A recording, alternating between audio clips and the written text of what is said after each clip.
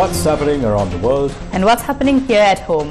Good evening and welcome to Prime Time News on TV1. For the Newsfirst team, I'm Dithmini De Silva. And I'm Sandra Ferdinando. Let's take a look at your headlines for tonight. SJB to sign an agreement as the Samagi Jana Bala Alliance on the 8th of August. මන්ත්‍රීවරු 35 දෙනෙකුට වැඩිය සමගි ජන සන්ධානට සමගි ජන බලවේගයත් එක්ක ඒකව වෙනවා. Will announce presidential candidate after the election is declared. A statement from the SLPP. ඔබට පැහැදිලි පිළිතුරක් නියත වශයෙන්ම තව සතියක් යනකොට පොහොට්ටුවේ දිනන අපේක්ෂකව අපි ලබා දෙනවා. President informed the cabinet to prepare for the presidential election. Minister Mahinda Amaravira confirms. People will lose faith in the election commission if the presidential election is not announced during the next 2 days, says Paffarel. Police launch extensive investigation into the murder of a youth in Colombo 7.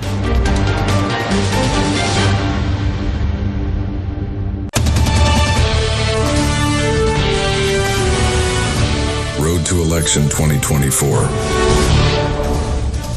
The Samagi Jana Balawege is preparing to form a new political force with several factions. General Secretary of the SJB, MP Ranjit Madhubandara, said that the agreement for the new alliance will be signed on the 8th of August. අපි ලබන 8 වෙනිදා මේ සන්ධානය අසංකල ජනතාවට ඒ සන්ධානයේ We are working to sign the agreement for the alliance on the 8th of August and reveal it to the public. Over 35 MPs will join the SJB to form the Samagi Jana Alliance. This will be the strongest alliance in Sri Lanka's political history. The defendants in the files are the same people that brought Ranil Wickremesinghe to power. Ranil Wickremesinghe did not say this in 2015. When Ranil Wickremesinghe comes to power with the votes of the corrupt individuals and those facing charges, the files will have to be closed. So the files are now closed. So he is revealing to the people that he will never bring them to book. The best faction to bring the corrupt to book is within our alliance and party. හොඳම කාණ්ඩායම ඉන්නේ අපේ මේ සන්ධානය අපේ පක්ෂ කියලා ප්‍රකාශ කරනවා. රනිල් වික්‍රමසිංහ දැන් තීරුම් අරගෙන තියෙනවා එතුමාගේ පරාජය සහතිකයි ස්ථිරයි කියලා. ඒ පරාජය සහතික Ranil Wickremesinghe has understood that his defeat is guaranteed. He still has the power to dissolve parliament, creating further confusion. However, he should understand that the people are already angry with the current confusion. So, we urge him to refrain from falling to the same level as Gotabaya. ඒ නිසා අර ගෝඨාභයගේ මට්ටමට වැටෙන්න තවදුරටත් කටයුතු කරන්න එපා කියන එක තමයි අපට කියන්න තියෙන්නේ. What decision will the Sri Lanka Podujana Peramuna, which brought the incumbent president to power and holds a majority in parliament, reach at the upcoming presidential election? Following a party meeting held today, SLPP members said they will announce their decision after the announcement of the presidential election date. Who does the SLPP support? The SLPP parliamentary group met at the party headquarters located in Nelumawatha, Battaramulla today. Party leader Mahinda Rajapaksa, national organizer Namal Rajapaksa and founder Basil Rajapaksa also attended the meeting. The faction that backed the incumbent president and the faction that called for a SLPP candidate to be fielded were both present at today's meeting.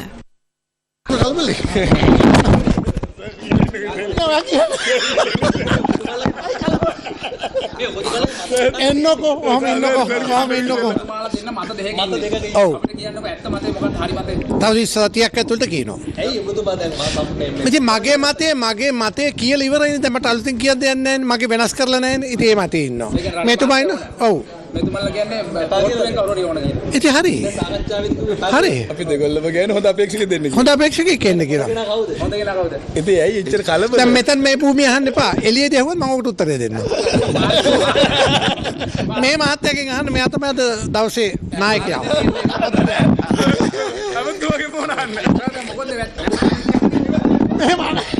මෙහෙමයි මේ පක්ෂය හදපු කෙනෙක් මම මේ පක්ෂයට හානි වෙන දකින්න කැමති කෙනෙක් නෙමෙයි. ඒ නිසා මම ඒක කතා කරන්න සූදානම නැහැ. හැබැයි මගේ මතය මං ඉන්න වේදිකාවේ පැහැදිලිව කියලා තියෙනවා. ඒ මතය අදත් ඉන්නවා මම. රනිල් වික්‍රමසිංහ මහත්තයා මේ රටේ ජනාධිපති වෙන්න ඕනේ. අදත් අපි කියනවා පොහොට්ටුවේ අපේක්ෂකෙක් අනිවාර්යයෙන්ම ජනාධිපතිවරණට අපි ඉදිරිපත් කරනවා. ඒක පුජ්‍යලයා කවුද කියලා තවම කිසිම කෙනෙක් කටින් ප්‍රකාශ කරන්න හේතුව බොහොම රහසිගත විදියට මේක මං හිතන එක විදියට මැතිවරණ කැම්පේන් එක. ඔබ මේ සියලු දෙනාම එනේන කෙනාට මයික් එක දික් කරලා අහන්නේ කවුද අපේක්ෂකයා? කවුද අපේක්ෂකයා? ඒ කියන්නේ ඒක තමයි කැම්පේන් එක. ඒ නිසා මං හිතන්නේ දිනන අපේක්ෂකයා බවට පත් වෙලා තියෙන දැනටම පොහොට්ටුවේ අපේක්ෂකයා. නෑ ජනාධිපති අපේක්ෂක සම්බන්ධයෙන් තීන්දුවක් ගත්තේ නැහැ. විශේෂයෙන්ම පක්ෂය මේ වෙලාවේ කිව්වේ ජනාධිපතිවරයා නම් කර විගස විශේෂයෙන්ම මේ අපේක්ෂකයන්ගෙන් ඉල්ලීම් ලැබුණාට පස්සේ දේශපාලන මණ්ඩලයේ තීන්දුව ගන්නවා කියන එක. ඔබතුමාගේ අදහස කිව්වද? ඔබතුමා විශේෂයෙන්ම ජනාධිපතිතුමාට සහාය දිය යුතුයි කියන මතේ හිටියා. මම ඒක හංගලා නෑනේ. ඒක දැනුත් ඉන්නවා. හෙට දවසෙත් ඉන්නවා. රනිල් වික්‍රමසිංහ මැතිතුමාට නැවත වතාවක් ලබා දිය යුතුයි කියන මතේ ඉන්නවා. දැන් පක්ෂයේ මතය දෙකඩ වෙලානේ මත දෙකක් තියෙනවා. නෑ මත දෙකක් නෑ. මත දෙකක් නෑ. මත කීපයක් තියෙනවා. ඉතින් පක්ෂයක් වුණාම එහෙමනේ. ඉතින් එතුමන්ලා හිතන් ඉන්නවා එතන බහුතර මතේ තියෙනවා කියලා. තව කට්ටියක් හිතන් ඉන්නවා එතුමා නොවෙන්න ඕනේ කියලා. එයා හිතන් ඉන්නවා ඒ අයට බහුතර මතේ තියෙනවා කියලා. ඉතින් අපි සාකච්ඡා කරලා විස්තුමක් දෙන්න. අපේ පක්ෂේ මත දෙකක් ආව පළවෙනි වතාව නෙවෙයි. ගොඩබේ මහත්තයා දානකොට මත කිහිපයක් ආවා. ඒක මමතුමා යන්නම ගියානේ. ගොඩබේ මහත්තයා දැම්මා. දැන් කවුද සර් මේ සාකච්ඡා කරන්නේ? අපි ඉතින් බලමු අපි ඒක ප්‍රකාශ කරන්න වෙලාවට. අපි ඉතින් තාම තීන්දුව කරේ නැහැ කවුද අපේක්ෂකයා කියලා. වෙලාවට හරියට අපේක්ෂකයා ඉදිරිපත් කරනවා. දිනන්න පුළුවන් අපේක්ෂකයෙක්. ඒ කියන්නේ දැන් රනිල් මහත්තයා නෙවෙයිද? මම දන්නේ නැහැ ඉතින් කොහොමද කියලා. නාමල් මහත්තයා දාන දවස් තියෙනවද? නාමල් මහත්තයා දානවා කියලා කියනවා මොකක්ද ඒක තත්ත්වය? ඒක නාමල්ගෙන් අහන්නකො. සමහර විට එයා බලාපොරොත්තු වෙනවා දන්නේ. එයාගෙන් අහන්න මගෙන් අහලා. Several ministers today confirmed that President Ranil Wickremesinghe has informed the cabinet and government parliamentarians to prepare for the election. Here are some of the views expressed regarding the election at press conferences and in parliament. Will the presidential election be held? Minister Mahinda Amaravira said that the president had informed the cabinet to prepare for the presidential election. The president said that many elections are being spoken about. He said, but it is the presidential election that will be held. The presidential election will not be postponed for any reason. He asked everyone to prepare for the election. Funds have not been allocated for any other election. Funds have only been allocated for the presidential election. He further said that Sajith Premadasa and Anurakumara Dissanayaka are saying that they will dissolve the parliament as soon as they come into power, but no funds have been allocated for a parliamentary election. He said that money will have to be allocated to hold another election. Cabinet spokesperson also confirmed these matters. There is no money in the budget to hold two elections. Those who say that the parliament will be dissolved are those who like to dream. Parliament has more time. We are parliamentarians. What is going to be held is a presidential election. No parliamentary election will be held this year. The election will be held and the people will get the right to exercise their democratic rights by the 17th of October to appoint a leader who is responsible to the nation. The president has clearly informed us at our group meeting that the parliament will not be dissolved. පාර්ලිමේන්තුව කිසිසේත් විසුරුව හරින්නේ නැති බව ජනාධිපතිතුමා බොහොම පැහැදිලිව අපේ කණ්ඩායම් රැස්වීමේදී ප්‍රකාශ කරලා තියෙනවා. This issue was raised in Parliament by Venerable Athuraliye Ratanathera. Responding to this query, the government confirmed that the presidential election will be held. The government should inform the people of this country as to if the presidential election will be held or not. A gazette has been issued without the concurrence of the Minister of Justice. It has been issued arbitrarily by the President. Regarding the amendment to Article 83B, thereby, what does this government appointed by the President have to say about whether or not this election will be held this year? Will it be postponed? If the presidential election is postponed for any reason, will a general election be held? මේ පාර්ලිමේන්තු මැතිවරණය තියන්නේ ජනාධිපතිවරණේ නියමිත කාලයට තියෙනවා ප්‍රජාතන්ත්‍රවාදීව ජනතාවට තමන්ට කැමති ජනාධිපති තෝරගන්න අවස්ථාව ලබා දෙනවා කියන එක ඉතාමත් පැහැදිලිව රජය වෙනුවෙන් අපි කියන්න ඕනේ මොකද මේ වගේ ඒක ආණ්ඩුවෙන් මම ඇහුවේ ප්‍රශ්නෙට I will answer this question briefly. As a government, we will not in any way interrupt this election. The presidential election will be held without fail. ජනාධිපති මැතිවරණය පවත්වනවා Paffrell says that if the presidential election will be held without fail, the Election Commission must declare the presidential election before the end of this week. Saturday, the 21st of September is the earliest date on which the presidential election can be held. Considering the maximum of 63 days thereon that is allowed, the best time for the Election Commission to announce the presidential election is after the 21st of July. Therefore, statements that could create a doubt about the Election Commission and the steps that they are taking could affect the capability to hold a free and fair election. Therefore, we would like to stress on this fact. We would also like to stress that if the Election Commission does not declare the date of the election this week, there is a risk that this doubt may multiply several times. The chairman of the Election Commission had made a clear statement to the media saying that the presidential election will be declared this week. If the presidential election is not declared within the next 2 days, the Election Commission may be leading this issue into a crisis or increasing the amount of mistrust among the people. Why was the 22nd Amendment to the Constitution published on the Gazette if the presidential election is certain to be held? This controversy is currently being debated by many factions.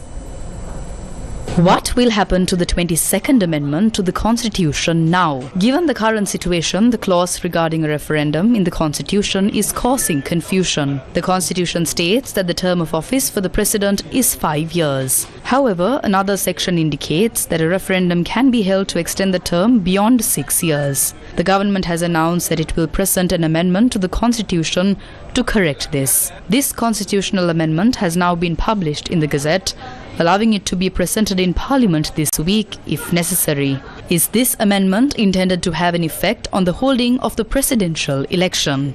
This question was referred to the Leader of the House, Minister Susil Premajayantha, today. The presidential election cannot be postponed by any means. I have been the Secretary of the Alliance for 11 years and I am well versed in the provisions of the Constitution. I have thoroughly read the 1981 Presidential Election Act and the 88th Amendment and I have made detailed notes on them. This is why I said that the presidential election will not be postponed in any way. It cannot be postponed. The Constitution clearly states which bills require a referendum and which need a two-thirds majority for amendments. Other bills can be passed by a simple majority. The matter will soon return from the Supreme Court. Don't worry about that. Those who are fixated on this issue are ignoring all other problems in the country. None of these individuals offered solutions to the country's current issues 2 years ago.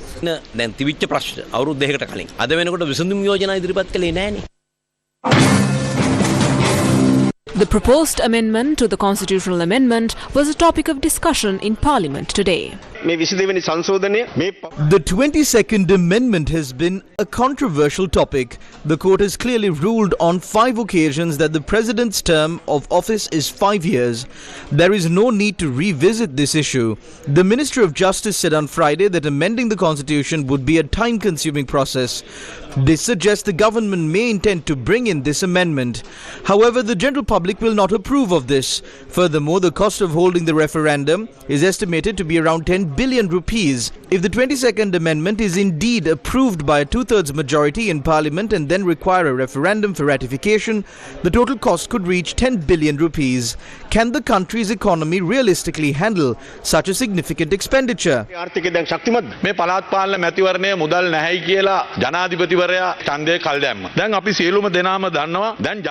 President postponed the local government elections, saying that sufficient funds are not available. There are widespread allegations that he intends to introduce the 22nd Amendment to the Constitution and hold a referendum. The Election Commission has also announced that they require 10 billion rupees to hold a referendum.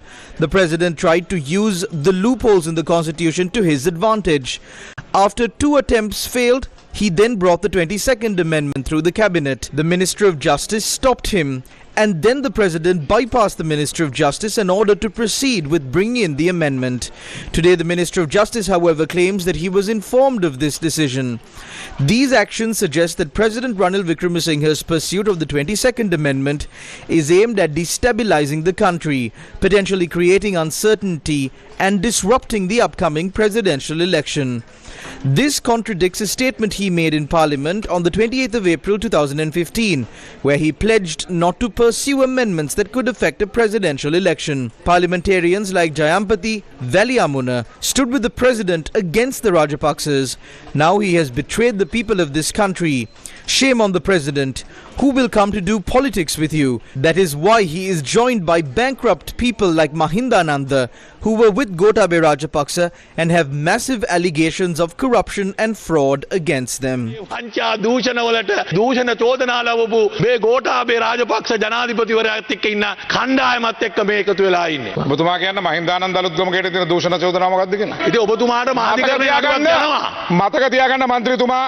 There were 2 cases against me, but I was acquitted from both the cases. Keep in mind that I did not party with Kanjipani. Kanjipani Imran came to Mujibur Rahman's house and partied with him. It was all over the news. Their leader Gotabaya Rajapaksa was in power for over 2 years. If something like that happened, we would not be left alone. They checked our telephone details every day. We were observed by the State Intelligence Service. We were tracked and followed everywhere we went. We were not part of any fraud that happened in the country, and we have not worked with any criminals in this country either. Article 30 clearly states, the President of the Republic shall be elected by the people and shall hold office for a term of 5 years. I have seen a trend where everyone in government just raises their hands for anything that the President says. I say this to the entire cabinet. You said that the President will be stopped and the Secretary will be informed of it. But you were not able to do that either. When the President presents something, the members of the cabinet tremble in fear and raise their hands in favor of it. I would like to ask you what you plan on doing about this in the future. Although the President has some confusion regarding the term of his presidency, we do not have such an issue.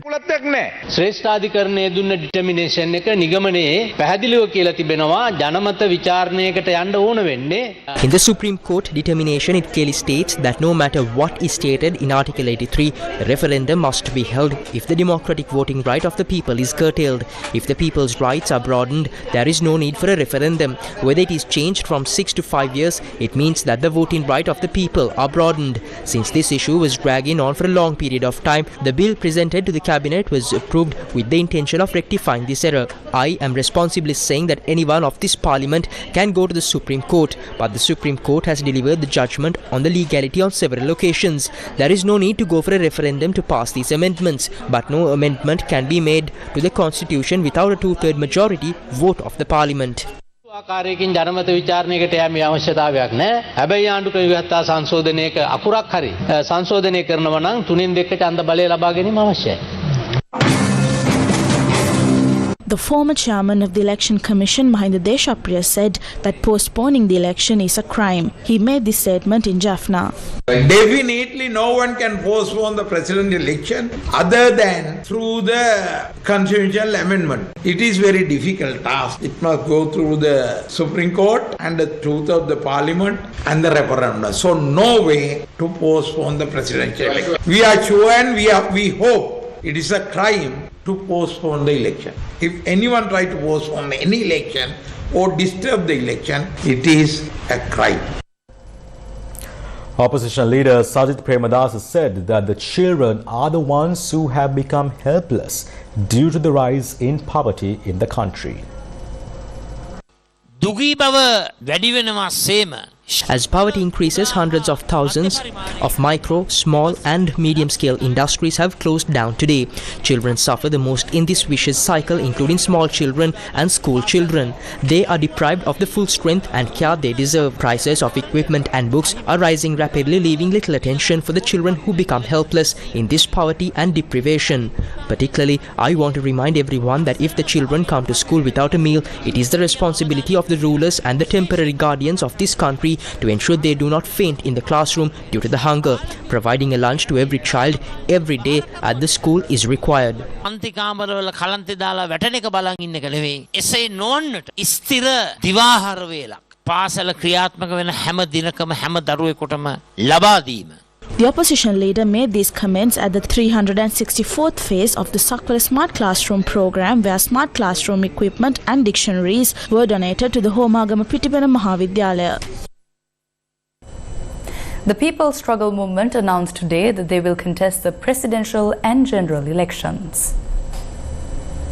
We are definitely contesting the upcoming presidential election and general election, and we will present this said program before the public. We are continuously working to bring this to the forefront and engage in discussions with the people, aiming to make it a significant political program in the country, one that cannot be ignored and must be won. We are actively intervening to ensure it becomes a major political initiative. If the elections are postponed, we should oppose it. Additionally, this agenda should be promoted during the upcoming elections. The power of the people.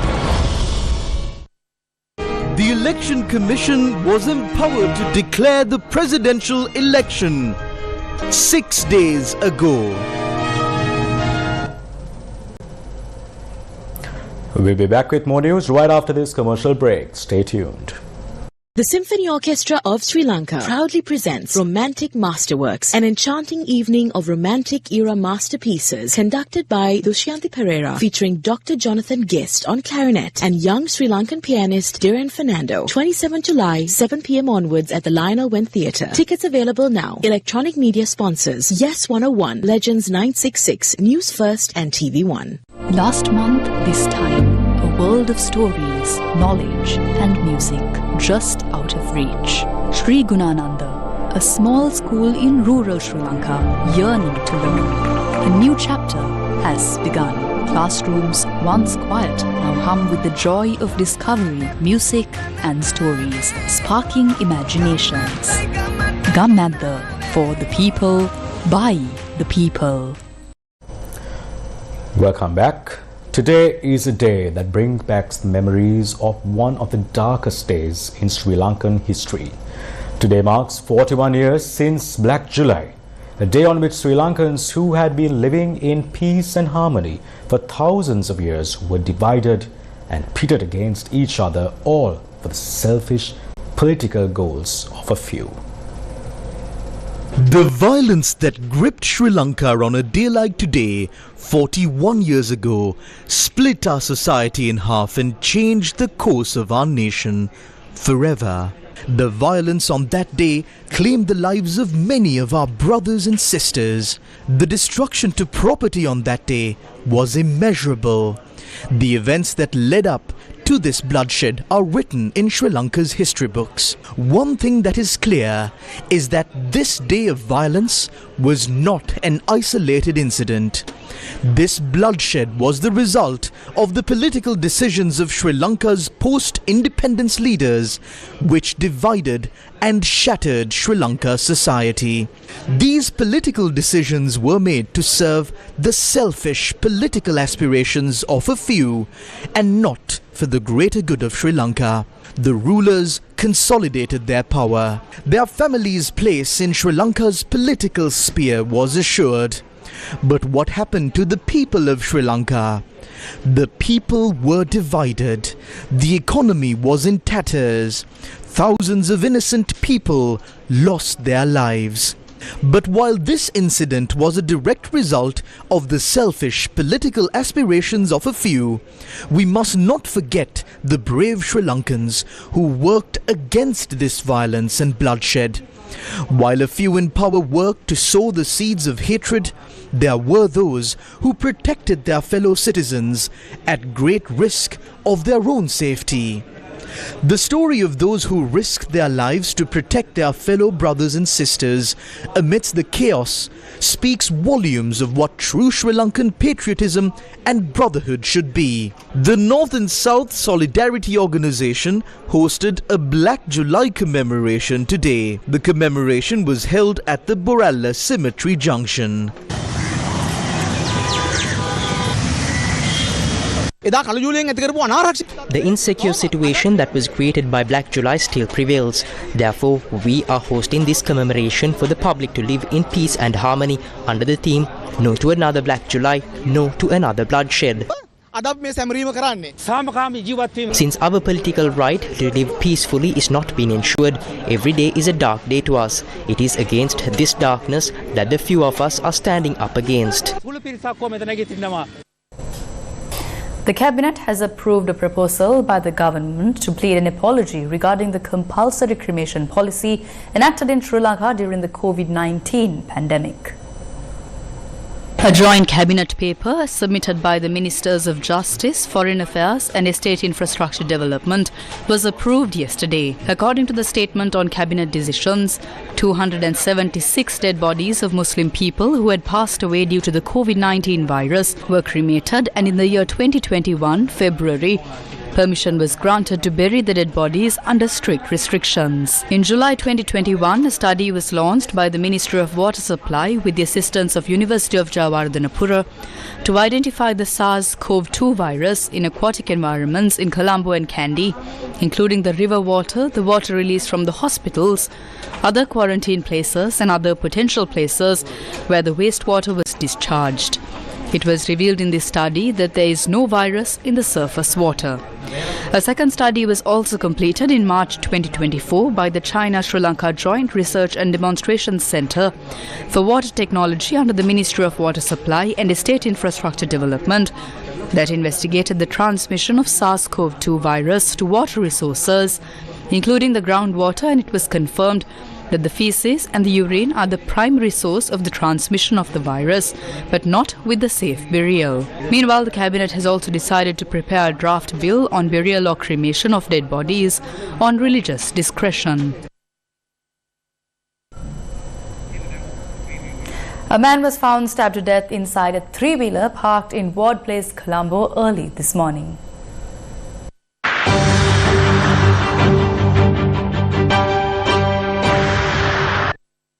The body was found in a three-wheeler opposite the National Dental Hospital of Sri Lanka at Ward Place, Colombo early this morning. According to the police, investigations had revealed that the victim was a 33-year-old resident of Godakavela. The police added that the three-wheeler belonged to a resident of Middania. At the break of dawn this morning, details of a brutal murder was reported from the heart of Colombo in Ward Place, Colombo 7. Now, as you can see, this area is not just a densely populated area within a considerable time of the day, but is also an area with multiple CCTV cameras in operation. But a body with stab wounds inflicted upon it was found in this very prime location. Now, while investigations are underway to discover what happened behind this incident, we should also mention that several similar occasions have been reported, or rather incidents were reported from across Colombo and at prime locations like this place I am here right now. So currently, police are conducting investigations to discover what happened behind this murder. According to the police, the incident occurred around 1 a.m. when three individuals arrived at the location in another three-wheeler and attacked the victim. The assailants fled the scene immediately after the crime. Police suspect the murder took place following an argument that had escalated between the victim and the suspects. An individual in a three-wheeler was travelling from Kompanya to Ward Place across the eye hospital. At the same time, a group travelling in another three-wheeler had obstructed the victim's three-wheeler and attacked the victim. A sharp object was used to attack the victim around the region of his chest. The reason for murder has not yet been revealed.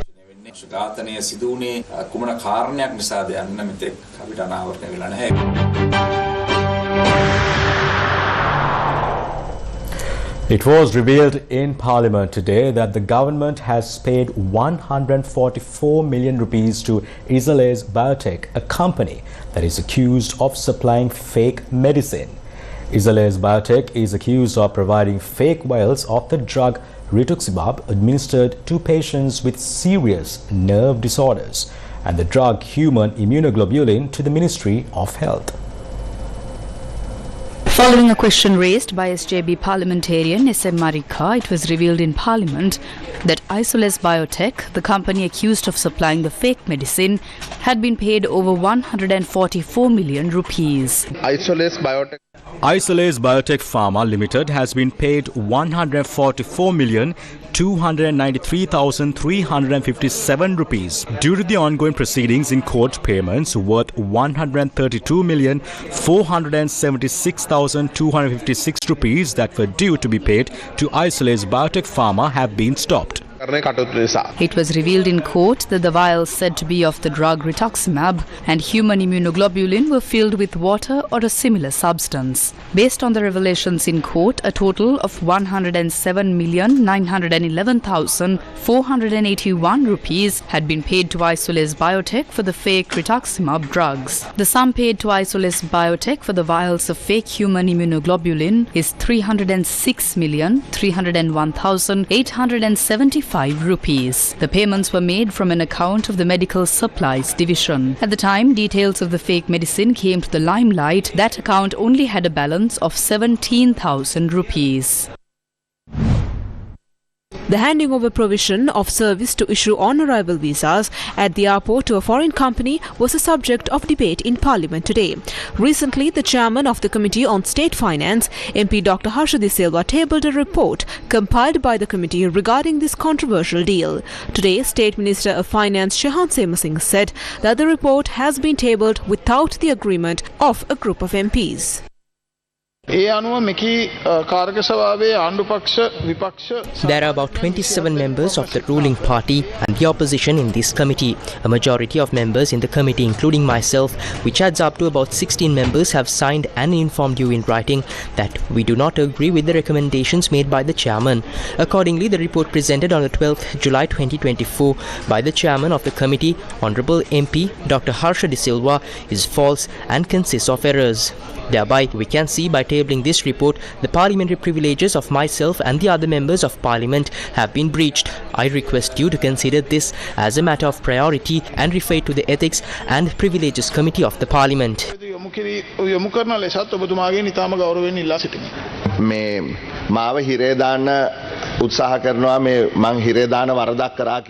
They are trying to put me in prison. This is a serious accusation. So I will say one thing in this regard. That is, I strongly reject all of these allegations. I will submit all relevant information in this regard because this is not the first time I have been removed. Even when I submitted the report on the coal matter, I was treated like this and removed. This is not new to me. It is tough for me to function in this position while in the opposition. If you are going to put me in jail, there was something mentioned about the penal code, right?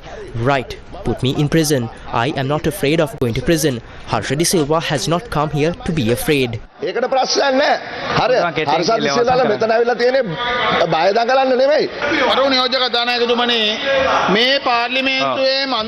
a privilege of a member of this parliament is violated, conduct a fair investigation and decide whether this is true or not. We don't want to remove MP Harsha De Silva from his position. Minister of Trade Nalin Fernando says that if the price of eggs are not reduced, the government will have to continue importing the eggs. I brought the representatives of the Bakery Association and asked them to immediately reduce the price of bread and other items. They requested for 3 days and I gave them 3 days, and there are only 2 more days remaining. If not, I made it very clear that a controlled price will be implemented. As for eggs, I said that if the prices are not reduced, we will keep importing eggs until the 31st of December. It was reported today from some shops that the price of eggs have been reduced by 6 rupees. I will obtain a report regarding this from the Consumer First Authority and I will keep monitoring the situation. However, if the average retail price of eggs does not come to 40 rupees or 38 rupees, then eggs will have to be imported. The 72nd anniversary of the National Day of the Arab Republic of Egypt was celebrated yesterday. 72nd anniversary of the National Day of the Arab Republic of Egypt was celebrated in Colombo yesterday. Speaking at the event, the Egyptian ambassador to Sri Lanka and Minister of Education commented on the bilateral relation between the two countries. On all fronts, we made progress.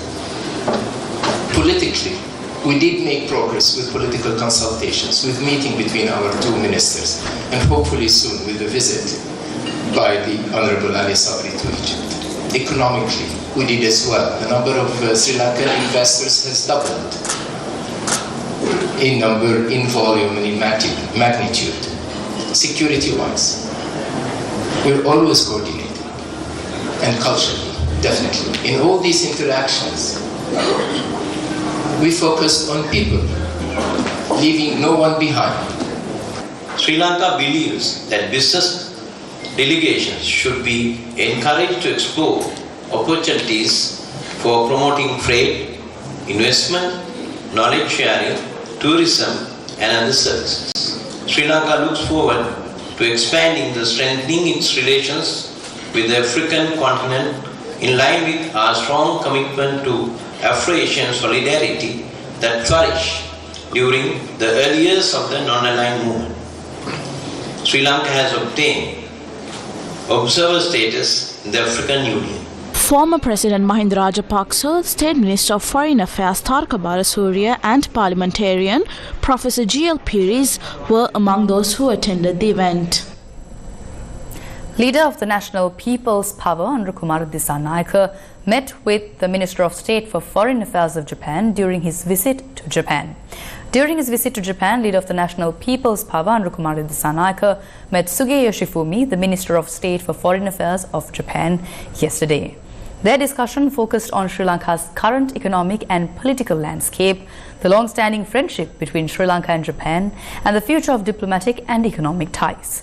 Special attention was given to the upcoming presidential election. Sugi Yoshifumi also extended his congratulations on their visit to Japan. The meeting was attended by Sutsumi Taro, Director of the Southwest Asian Division of the Department of Southeast and Southwest Asian Affairs, Iwase Kichiro, Deputy Director of the same division, and several members of the Japan Committee of the National People's Power. Up next is World Today.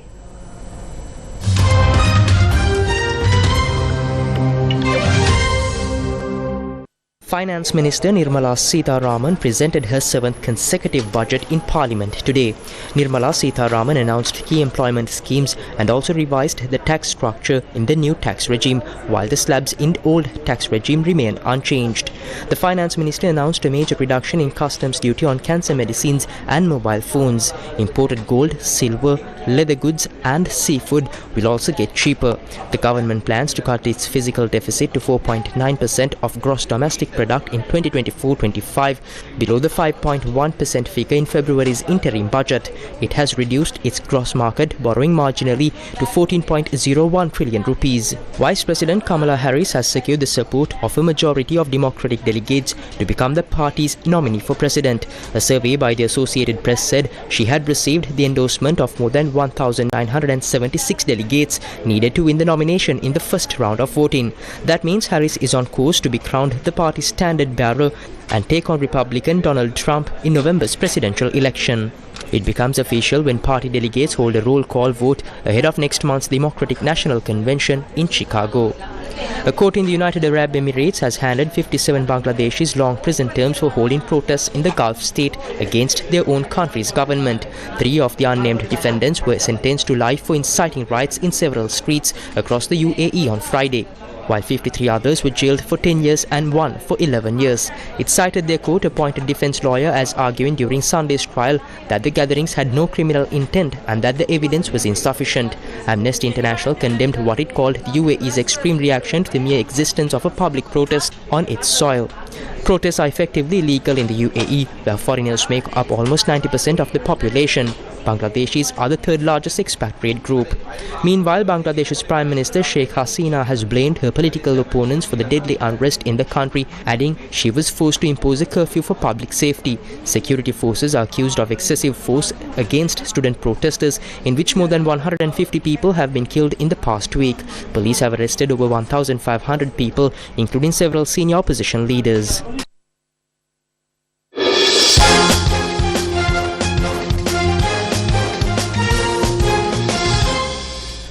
Sri Lanka Cricket announced today a 16-member squad which will be led by Charita Salanka for the T20 series against the visiting Indian cricket team. Kusal Mendis, Pathum Nisanka, Vanidu Hasaranga, Kamidu Mendis, Dasun Shanaka, Matisha Patirana, Mahish Tikshana, Nuwan Tushara, Dushmanta Chamira, and Dunith Vellalage, who played in the recently concluded T20 World Cup, are also included in this squad. Kusal Janith Pereira, Dinesh Chandimal, Binudu Fernando and Avishka Fernando, who were not included in the World Cup squad, have been recalled. Meanwhile, uncapped Chamindu Wickramasinghe will make his debut in the Sri Lankan squad. The T20 cricket tournament, consisting of 3 matches, is scheduled to start on the 27th of this month at Pallekele International Cricket Stadium. And with that, we wrap up news for tonight. Thank you for watching and good night.